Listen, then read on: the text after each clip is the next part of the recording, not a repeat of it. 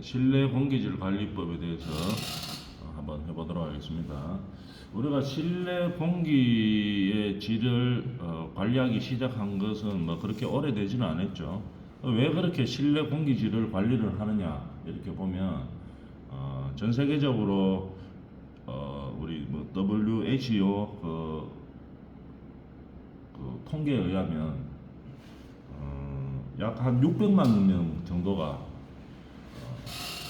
실내 공기 때문에 연간 사망을 하고 있습니다. 연간 600만 명 정도 사망한다고 하면은 뭐 엄청나게 많이 사망하는 거죠. 공기 때문에 사망한다고 하면. 근데 그 중에서 이제 공기 질 때문에 공기 질이 나빠서 뭐 우리가 흔히 알고 있는 라돈 뭐 이런 거 있죠. 그죠? 그런 것 때문에 포르말데이드, 라돈 이런 것들 때문에 사람이 뭐 암에 걸리고 이렇게 해서 사망하는 인원이 실내 공기 때문에 사망하는 인원도 약 한 300만 명 정도 가까이 됩니다. 엄청나게 많은 숫자가 되는 거죠. 그렇다 보니까 이제 전 세계적으로 실내 공기질을 개선해야 된다는 이제 그런 의견들이 많이 생겨서 이제 강화하고 있죠. 근데 이제 여러 가지 방법이 있겠지만 우리가 뭐 법적으로 강화를 시키는 방법도 있고 규제적으로 규제하는 방법이 있죠. 규제적으로도 하고 아니면은 자발적으로 필요에 의해서 사람들이 하기도 하고 이제 그렇게 하죠. 우리나라는 같은 경우에는 그러면 어떻게 되는가 하면은 실내 공기질 관리법이 있죠. 법이 있습니다. 그래서 어떤 법 조항이 있는가 하면은 단독주택은 아직까지 법 조항이 없습니다. 그리고 뭐 농가주택 혼자 사는지 여기서는 아직까지 법으로 규제하지는 않습니다. 근데 공동주택의 경우에는 어떻게 규제하고 있는가 하면은 30세대 이상, 그죠? 30세대 같으면 뭐 얼마 안 되죠. 아파트 같으면 다 해당되는 겁니다, 그죠? 그럴 때는 공기질 관리를 위해서 환기장치를 반드시 설치하도록 되어 있습니다. 기계적 환기를 하기 위해서. 그러면 그거 없으면은 어떻게 되는데요? 그러면 건물 허가가 안 나요. 그렇기 때문에 반드시 필요 요건으로 들어가야 되겠죠. 왜냐하면 법에서 강조하고 있기 때문에. 왜냐하면 자발적으로 하락하니까 잘 안 하니까 이게 중요하긴 한데 실내 공기질 관리하는 것이 중요하긴 한데 자발적으로 해줬으면 좋은데 잘 안 하니까 법으로 그냥 강제를 시킨 거죠. 그만큼 필요하다는 얘기겠죠.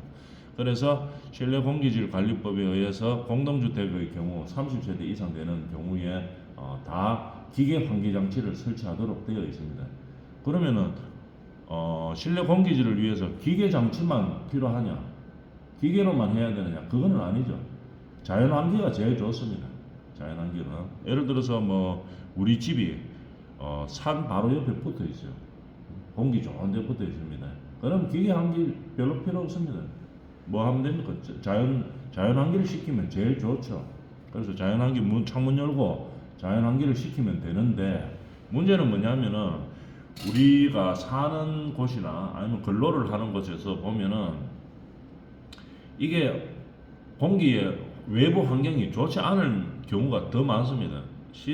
뭐 서울 시내 예를 들어서 뭐 서울 시내 한복판에 사는 사람들 많죠. 그럼 맨날 매연에 시달리고 그 다음에 또 우리 집 옆에 무슨 공단이 있어가지고 맨날 공기 안 좋고 뭐 이런 경우가 다반입니다. 그러다 보니까 이게 자연 환기로 안 되는 경우가 있어요. 자연 환기를 시키면 오히려 더 뭡니까 공기질이 더 안 좋아지는 경우들이 있습니다. 이러다 보니까 그럴 경우에는 어떻게 하느냐? 환기를 시켜야 되는데 실내에서 생활하다 보면은 생활하면서 나쁜 공기들이 많이 발생합니다. 일산화탄소. 사람이 실내에서 생활을 하면은 숨 쉬면 뭐가 발생합니까? 숨을 쉬어도 일단 일산화탄소들이 다 나옵니다. 이렇게 하고 생활하면서 공기가 계속 나빠지는 거죠. 그러다 보니까 이게 자연환기가 가장 좋긴 한데 이게 안 될 경우에 외부 환경이나 이런 거에 의해서 안 될 경우에는 기계 환기라도 시켜야 된다는 얘기겠죠. 그렇기 때문에 법으로 강제를 하고 있죠. 기계 환기가 가능하도록 하는 그런 장치를 반드시 설치해야 공동주택 30세대 이상은 허가를 내주겠다. 이제 이렇게 되어 있는 거죠. 그러면 그걸 가지고 기계 환기 설비를 하고 그 다음에 실험 성적서를 실제로 다 합니다. 건물 안에서 문 딱 닫아놓고 몇 시간 안에 우리 공기질이 몇 프로 개선되는가 다 실험해가지고 그게 통과해야지 건축 허가를 내주는 겁니다. 이제 이런 식으로 되어 있죠. 상당히 까다롭게 되어 있습니다. 그렇게 하다 보니까 그럼 기계 한기는 어떤 식으로 구성이 되는가 하면은 외부에 공기가 들어오죠. 그 이제 흡입기로 빨아당기는 겁니다. 외부 공기를 빨아당김과 동시에 안에 있는 공기를 바깥으로 내보내는 거겠죠.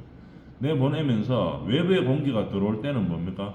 헤파필드라고 알죠. 우리가 저 코로나 겪으면서 헤파필드 이야기를 많이 들어봤죠.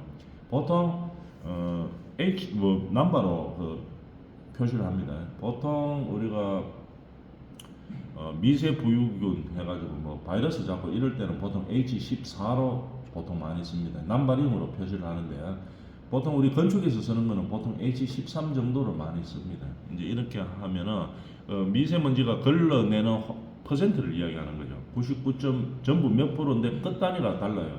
근데 그 끝 단위에 따라서 이게 걸을 수 있는 양이 상당히 다르죠. 그래서 우리가 뭐 기본적으로 뭐 깊게 알 필요는 없는데 대충 어느 정도 쓴다. 우리가 일반적으로 헤파필드의 그 성능을 발휘하는 게 H14, H13 이렇게 그 수치로 표시하기 때문에 그냥 기본 상식적으로 알아놓습니다.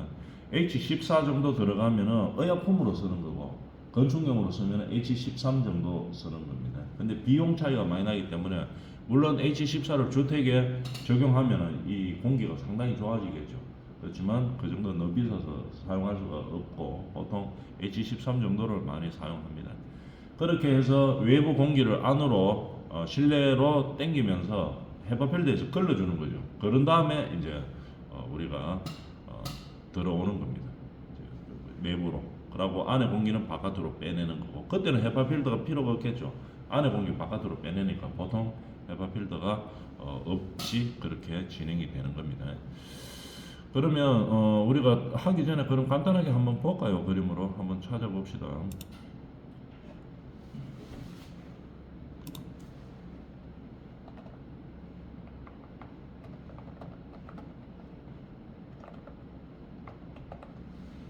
보통 이름이 이제 전열교환기로 나옵니다. 보통 전열교환기로 나오는데 이 그림은 조금 이따 보도록 해야 되겠습니다.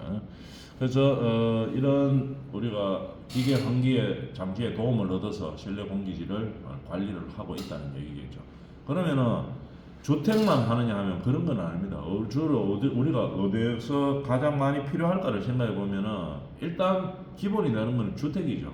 우리가 사는 시간이 잠자는 시간도 있고 뭐 생활하는 시간이 있기 때문에 주택이 가장 공기질의 기본으로 잡고 그거에 데이터를 맞추어서 기본적으로 다른 것들을 평가하거나 기준을 잡습니다. 근데 주택이 가장 기본이 되는 거고 두 번째로는 우리가 실내 공기질을 많이 관리해야 될 곳이 어디이겠습니까? 가만히 생각해 보면 면역력이 제일 약한 사람이 애기들이죠. 그렇기 때문에 영유아 시설에 대해서도 우리가 실내 공기질을 관리하는 매뉴얼이 다 있죠. 영유아 시설에도 특히 많이 해야 될 것이고 그 다음에 또 뭡니까? 학생들 뭐 생활을 하는 시간이 많죠. 그렇게 하다 보니까 학교도 실내 공기질을 관리를 해야 되고 또 뭡니까? 주로 해야 될 것이 근로자들 일하는 장소. 근로자들이 일하는 장소가 환기가 잘 되는 지상층에 그 다음에 바깥에 공기도 좋고 이러면은 공기질 관리하기가 상당히 쉽죠. 근데 다 그런 것만은 아니죠. 지하에 있을 수도 있고 지하에 있으면서 뭡니까? 뭐 환기도 잘 안 된다 이런 환경이 있을 수도 있죠. 그럴 때 반드시 실내 공기질을 관리를 해줘야 되겠죠. 이렇게 여러 분야에서 우리가 사람이 머무는 시간이 많은 곳에서 실내 공기질 관리를 주로 해줘야 된다는 얘기겠죠. 그 중에서 제일 가장 기본되는 것은 주택입니다. 그렇기 때문에 실내 다 비슷비슷하죠. 그죠? 주택이나 뭐 영유아 시설이나 근본은 비슷한데 하는 방법에 대해서 가장 기본되는 주택에 대해서 알아보고 그 다음에 우리가 뭐 근로 현장이라든지 뭐 영유아 시설은 또는 뭐 우리 주방 같은데 실내 공기질이 많이 안 좋죠. 이럴 때 특히 어떤 식으로 관리하고 있는가에 대해서 좀 구체적으로 알아보도록 하겠습니다. 가장 기본이 되는 주택부터 알아보겠습니다. 주택 실내질 공기 관리를 위한 매뉴얼이 어떻게 되느냐. 환경부에서 이렇게 매뉴얼을 고시하고 있습니다. 환경부에서 제작해서, 왜냐하면 주무관청이 환경부이기 때문에 환경부에서 매뉴얼을 만들어서 보급하고 이 매뉴얼대로 할 수 있도록 그렇게 강제를 하고 있는 거겠죠. 그래서 우선에는 이 환경부 매뉴얼이 어떤가를 알아보고, 그 다음에 실질적으로 우리가 현장에서 사용되는 거, 실내 공기질 관리를 무엇을 얼마만큼 하는가에 대해서 실제 자료를 놓고 한번 또 공부해 보도록 하겠습니다. 우선에는 매뉴얼이 어떤가부터 알아봐야 되겠죠. 자, 그러면 이런 우리가 주택은 우리가 생활하는 공간이기 때문에 생활하면서 시간도 많이 들어갑니다. 그래서 이 주택에 대해서 기본이 되는데 우선 공부해야 될 것들에 대해서 한번 알아봅시다. 처음에 주택 실내 공기질 관리 매뉴얼에 대해서 알아보게 되겠죠. 그 다음에 왜 실내 공기 관리를 해야 되는가에 대해서도 알아보고, 그러면 주택 내에서 오염 물질이 어떤 것들이 있는지, 우리가 기본적으로 아는 거는 뭐 있습니까? 얼마 전에 뭐 우리 침대에서 뭐 라돈이 검출됐다 이런 거 많이 들어봤죠. 그래서 뭐 침대를 전량 다 폐기했죠. 몇 년 전에 침대에서 라돈이 섞여 있는 매트리스가 발견돼가지고 그때 만든 것들 전부 다 폐기시키고 이랬습니다. 주로 우리가 알고 있는 게 라돈, 포름알데히드 이런 것들은 많이 들어봤죠. 그래서 오염원으로 측정해서 그 관리를 하는 것, 그 기준치 이하로 떨어뜨려야 되는 그 관리를 하는 오염원들이 어떤 것들이 있는지 알아보고, 그 다음에 인체에 영향을 어떤 식으로 주는지 이제 알아보도록 하겠습니다. 그 다음에 실내 환경을 유지하기 위해서 어떤 방법들이 있는지 그것들을 우리가 알아보겠죠. 특히 뭡니까? 우리가 실내에서는 중요한 게 뭡니까? 온도 및 습도입니다. 습도도 중요해요. 공기질을 관리하기 위해서는. 온도는 그러면 적정 온도가 어느 정도인지, 실내 습도는 어느 정도인지. 그죠? 습도가 높으면 어떻게 됩니까? 미생물들, 세균들이 많이 자라요. 습기가 많으면. 그죠? 너무 없으면 또 어떻게 됩니까? 건조하죠. 그러니까 인체에 별로 안 좋아요. 그렇다 보니까 어떻게 됩니까? 적정치가 있습니다. 습도는 몇 프로 정도가 적당하다. 온도는 몇 도 정도가 적당하다. 이제 그런 것들에 대해서 알아보겠죠. 계절마다 조금씩 다르겠죠. 어떻게 다른가에 대해서 알아보는 시간을 가져보도록 하겠습니다. 그 다음에 용어들, 뭐 우리가 이 실내 공기질과 관계된 용어들이 어떤 것들이 있는가도 알아보게 되겠고, 자, 그래서 환경부 매뉴얼에 대해서 어떤 매뉴얼을 가지고 우리가 권고하고 정부에서 권고하고 우리는 그거에 따르는지에 대해서 알아보도록 하겠습니다. 자, 주택이라고 하는 것은 요 나와 있죠. 현대인들은 90% 이상을 거의 실내에서 합니다. 집에서 생활하는 것도 시간이 많이 있고, 그 다음에 뭐 학교를 가든, 학생들은 학교를 갈 거고, 그 다음에 뭐 어른들은 직장을 갈 거죠. 근데 대부분 다 실내에서 생활을 많이 합니다. 우리가 실외에서 생활하고 이런 거는 뭐 있기는 있지만 뭐 이동하기 위해서 하고 그 정도밖에 없죠. 대부분 다 실내에서 생활을 합니다. 그러다 보니까 실내 환경이 건강에 미치는 영향이 상당히 큽니다. 그래서 실내에 공기가 만약에 환기가 안 돼가지고 공기가 안 좋다면 건강에 엄청나게 많은 영향을 미치죠. 그 다음에 이제 문제는 또 뭐냐면은 요즘 공기 질만 딱 본다면은 우리가 요즘 많이 듣는 거 있죠. 단열을 엄청나게 강화하고 있죠. 우리 건축물에서 단열을 상당히 강화하고 있습니다. 근데 단열을 하려고 하다 보면은 어떻게 됩니까? 막아야 되죠. 일단 단열재로 막든지 아니면은 외기와 그 밀폐를 시켜가지고 외계하고 통하지 않도록 해야 단열이 되는 거죠. 에너지 제로 빌딩이라고 그 목표로 건물을 짓고 있죠. 실내 공간을 만드는데 에너지를 제로로 하는 것을 목표로 만들고 있습니다. 그러다 보니까 어떻게 됩니까? 단열도 엄청나게 강화가 되죠. 엄청나게 강화시키고 그 다음에 우리가 밀폐 공간도 확실하게 만들어주고 이렇게 합니다. 그래서 에어컨 사용량 줄이고 그 다음에 우리가 뭐 보일러 사용량 줄이고 가스 사용량 줄이고 이렇게 하는 게 요즘 건축의 트렌드죠. 건축의 또 목표입니다. 그래서 제로 에너지 빌딩을 만들려고 하는 게 그게 목표인데, 그런데 그렇게 하다 보면 어떻게 됩니까? 반대로 실내 공기질 면에서 보면 환기가 안 되죠. 다 막아버리고 단열 딱 철저하게 하고 그 다음에 뭐 밀폐 완벽하게 시키고 이러다 보니까 뭡니까 이게 환기가 안 돼요. 그러다 보면 어떻게 됩니까? 실내 공기질 측면에서는 자꾸 떨어집니다 이게. 그죠? 만약에 건물에 밀폐가 잘 되어 있지 않고 좀 이런 뭐 틈새 이런 게 좀 뭐 틈도 있고 그 다음에 단열도 잘 안 되어 있고 이러면 어떻게 됩니까? 환기가 잘 되잖아요.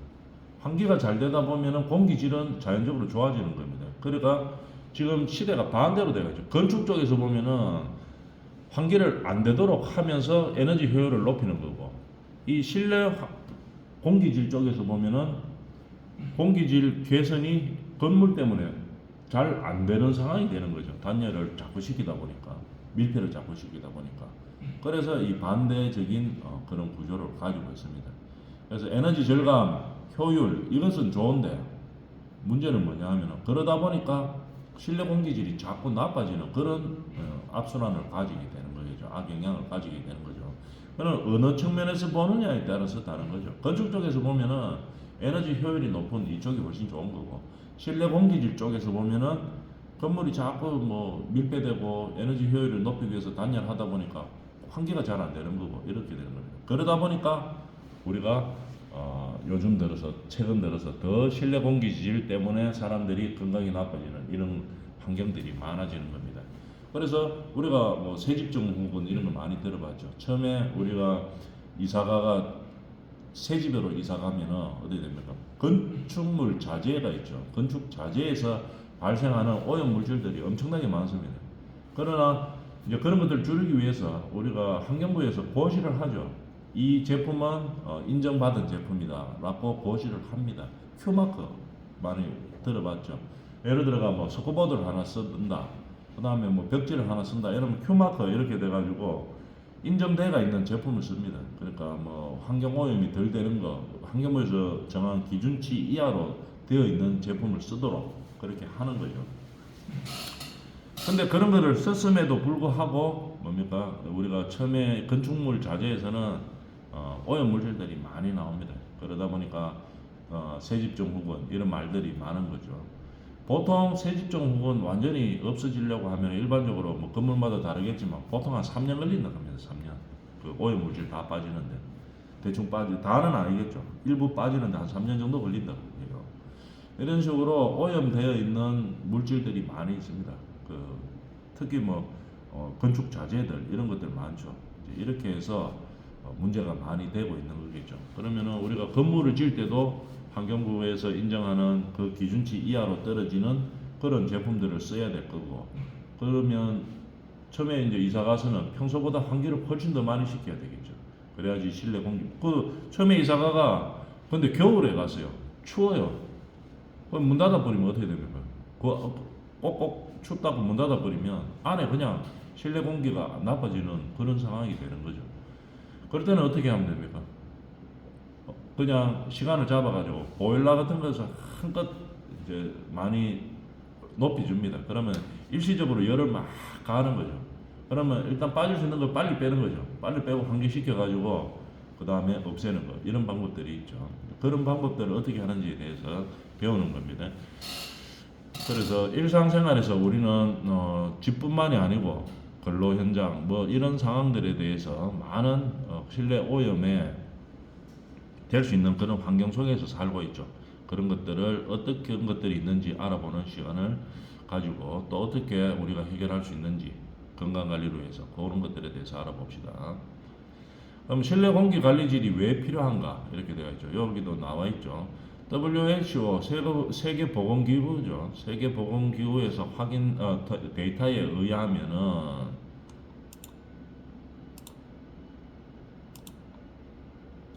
대기 오염으로 사망자 수가 연간 600만 명입니다.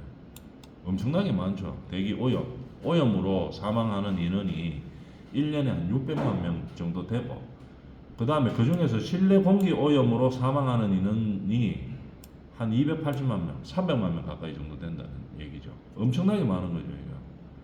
그래서 이런 실내 오염 물질이 실외 오염 물질보다 폐에 전달될 확률이 약 1000배 정도 높다고 이야기합니다.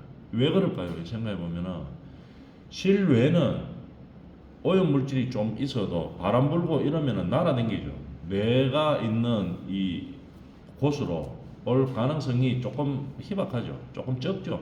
왜냐하면은 실외에 있으면 바람도 불고 그 다음에 공기가 자꾸 움직이고 이렇게 하기 때문에 어느 정도 조금 오염이 돼가 있어도 실내보다는 이 건강에 미치는 영향은 조금 작습니다. 근데 이 뭐 실내에 있으면 어떻게 됩니까? 가만히 있죠. 가만히 있잖아. 가만히 있기 때문에 공기가 오염 공기가 가만히 있죠. 어디로 빠져나가지를 안 하고 가만히 있으니까 내 옆에 있으면 내가 계속 마실 수가 있겠죠. 그러다 보니까 실외보다 약 1000배 정도 높다고 이야기합니다. 건강이 폐에 전달될 확률이. 그러니까 뭐 발암 물질이 실내에 있는 거하고 실외에 있는 거하고는 완전히 다른 거죠. 실외에 있으면은 그 발암 물질이 내한테 안 들어올 수도 있습니다. 내 폐로 안 들어올 수도 있어요. 바람 불고 저 어디 날아다닐 수도 있지만, 근데 실내에 발암 물질이 있다. 뭐 포르말데히드, 뭐 라돈 이런 거 있다. 이러면은 내가 마실 확률이 상당히 높아지는 거죠. 그러다 보니까 건강에 더 악영향을 미치게 되는 거겠죠. 그러나 알고 대처한다면은 충분히 예방 가능합니다. 환기를 잘 시키고 어떤 식으로 하고 그 다음에 어디에서 우리가 오염되는 물질이 많이 발생하고 이런 거를 알고 있기 때문에 그거에 대해서 적절하게 관리하고 매뉴얼에 따라서 적절하게 관리해 준다면은 우리가 실내 공기질을 개선해서 건강하게 유지하고 살 수 있다 이런 얘기겠죠. 이만큼 실내 공기질은 관리하는 것이 필요하다. 필요성에 대해서 이제 알아봤는 거죠. 그러면은 주택 내에 오염 물질이 어떤 것들이 있는지 오염원에 대해서 한번 알아볼까요? 오염원 뭐가 오염시키냐 이 말이겠죠. 그러면은 우리가 실내에서 우리가 오염시키는 물질 중에서 우리 주택 같으면은 뭐가 제일 많이 될까요? 한번 알아봅시다.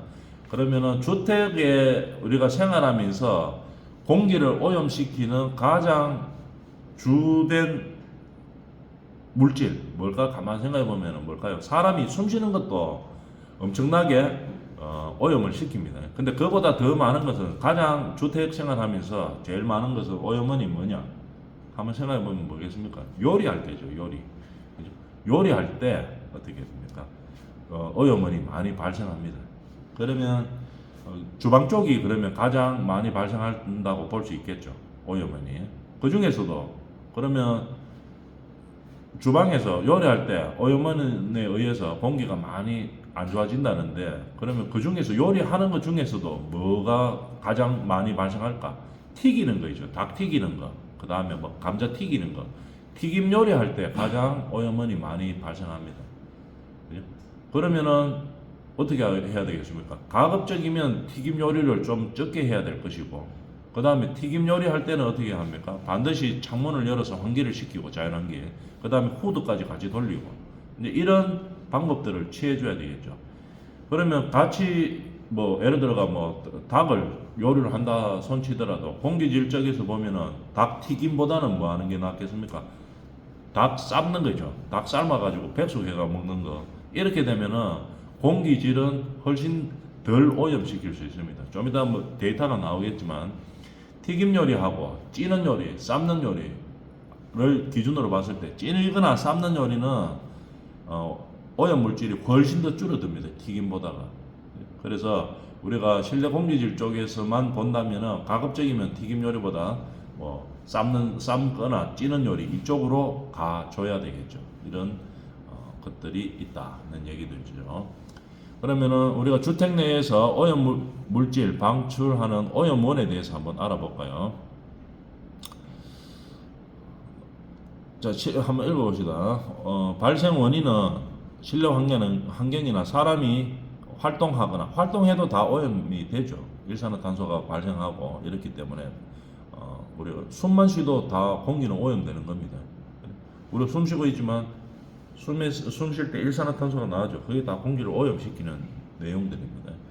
외부 공기의 유입 등 매우 다양하죠. 실내 공기를 오염시키는 것은. 그러면 이로 인해서 발생되는 종류, 오염물질 종류 뭐 이런 것들이 다양하다 이렇게 되겠죠. 일반적으로는 난방기구 같은 생활용품에서 가장 많이 발생하는 거겠죠. 그 다음에 요리할 때 난방기구, 예를 들어서 뭐 저런 거 우리가 생활할 때 주택에서 생활한다고 한번 봅니다. 난로 뗐어요. 그것도 뭐 예를 들어서 뭐 운치 있게 한다고 저 벽난로 이런 거 뗐을 때 집에, 그러면 뭐가 많겠습니까? 오염물질 엄청나게 많이 나오겠죠. 그죠? 벽난로 떼는데 특히 뭐 저 석탄 이런 거 뗐다 이러면은 뭐 엄청나게 집에 뭐 공기는 아주 안 나빠진다고 봐야 되겠죠. 그러고 금방 이야기했던 뭡니까 저 요리할 때라든지 그 활동할 때 인간 활동을 통해서 이 오염원들은 계속 발생하는 겁니다. 이렇게 하기 때문에 그 중에서도 가장 오염원이 많은 물질들이 어떤 것들을 우리는 오염물질을 주요 오염물질들로 보고 관리하고 있는가에 대해서 이런 것들이 있죠. 부유생물 포르말데히드, 아세트알데하이드, 아세톤, 뭐 연소가스, 중금속, 라돈 이런 것들이 있는데 구체적인 내용은 다음 시간에 하겠습니다.